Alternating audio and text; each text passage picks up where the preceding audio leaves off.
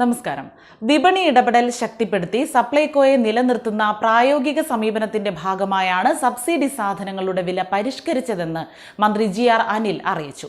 ഏറ്റവും ഒടുവിൽ 2014 ഡിസംബറിലാണ് വില പുതുക്കിയത്. 2016 അധികാരത്തിൽ വന്ന LDF സർക്കാരിന്റെ കാലാവധി മുഴുവനും പിന്നീട് ഈ സർക്കാരിന്റെ 2.5 വർഷവും അതേ വില തുടർന്നു.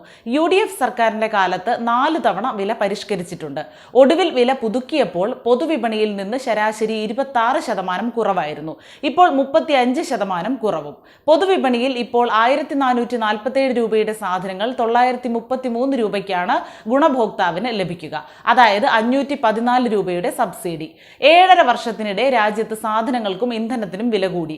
സബ്സിഡി നൽകുമ്പോൾ സപ്ലൈകോയ്ക്ക് മാസം ശരാശരി 35 കോടി രൂപയുടെയും വർഷം 420 കോടി രൂപയുടെയും ബാധ്യതയുണ്ടാകുന്നു.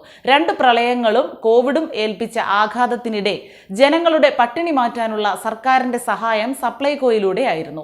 ഇവ വലിയ ധനബാധ്യതയുണ്ടാക്കി.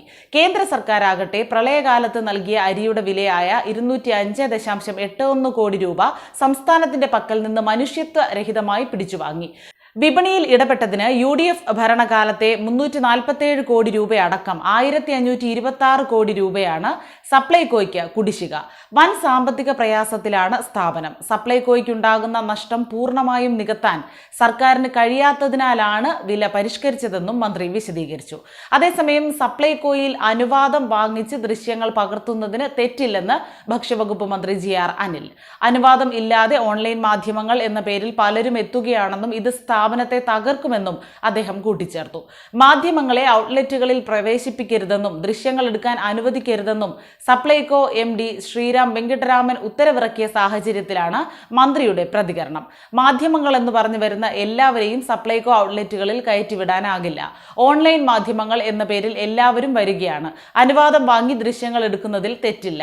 അനുവാദമില്ലാതെ കയറി ഇറങ്ങാൻ കഴിയുന്ന അവസ്ഥ ഉണ്ടായാൽ സ്ഥാപനത്തെ അത് തകർക്കുമെന്നും ഭക്ഷ്യമന്ത്രി പറഞ്ഞു.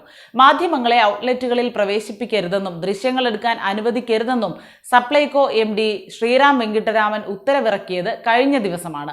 സബ്സിഡി തുക കുറയ്ക്കാനുള്ള മന്ത്രിസഭാ തീരുമാനപ്രകാരം ബുധനാഴ്ച മുതൽ കൂടിയ വില ഔട്ട്ലെറ്റുകളിൽ പ്രാബല്യത്തിൽ വരികയും ചെയ്തു. ഇതിന്റെ തൊട്ടുതലേന്നായിരുന്നു സർക്കുലർ.